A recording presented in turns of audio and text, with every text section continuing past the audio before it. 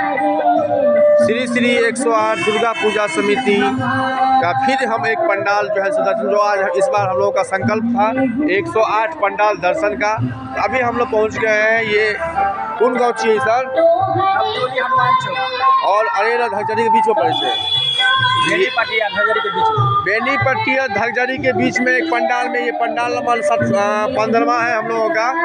15 number pandal का हम लोग भ्रमण कर रहे हैं। यहाँ दुर्गा जी की प्रतिमा का देखते हैं।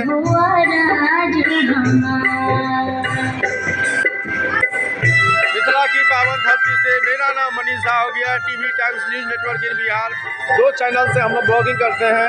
ये देख सकते हैं माता रानी को अभी ढक के रखा गया है, लेकिन बाकी जो सरस्वती माँ हो, लक्ष्मी हो या सरस्वती हो, वो आपके सामने अवेलेबल है। Thank U. और हमारी टीम अंजलि झा यहाँ के जो संस्थापक है, यहाँ के जो अध्यक्ष हैं, उनसे बात कर रहे हैं। आइए हम उन अध्यक्ष से जाते हैं।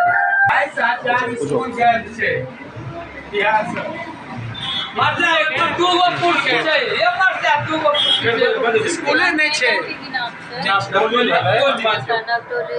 हनुमान चौक में।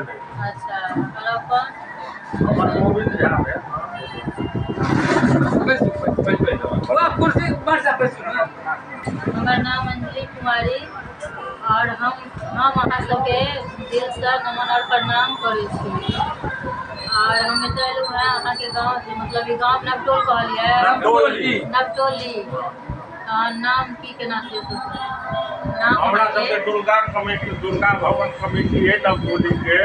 1992 से स्थापित भेल है। इसमें बहुत बढ़िया धूमधाम से चल रहा है ब्राह्मण विराम में सब। और सब साल अहिना हम सब हम एहिठुमका सेक्रेटरी सचिव छी गोविंद झा। ई कमेटी बहुत बढ़िया चल रहा है। एहिठुमका ग्रामीण जो हमर छै चाहे आदिवासी सबके सहयोग बहुत भावनात्मक रहे छै। बहुत ढंग से चले हमर सबके कार्यक्रम। फंक्शन के रह गए तो रामायण महाभारत एहिठुम पर्दा पर चले छै, जो वो डेली के डेली वो कार्यक्रम। मंदिर के स्थापना कते से? 1992 से।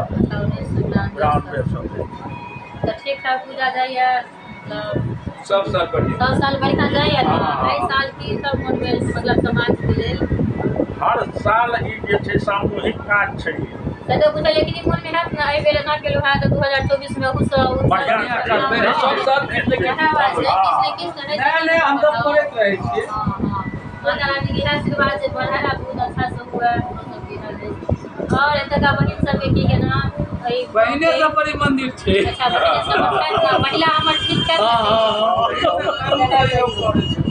पहले से हम चाहे छी कि हमर महिला जे बहिन दीदी छै से अच्छा से ना नाम रोशन करे। कमेटी के वॉलंटियर सब वगैरह सब सुरक्षा के लिए रहे छै, कोनो तरह के दिक्कत नहीं है।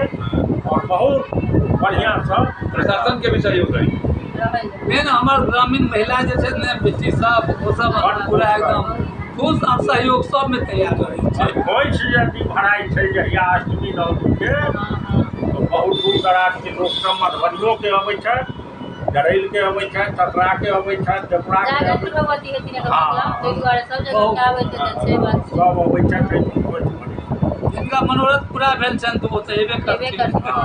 बलि प्रदान होइ छै एहिठाम 2 दिन, अष्टमी नवमी दुनू दिन बलि प्रदान सेहो होइ छै, जो बहुत धूमधाम से होइ छै। ठीक है, थैंक यू, प्रणाम।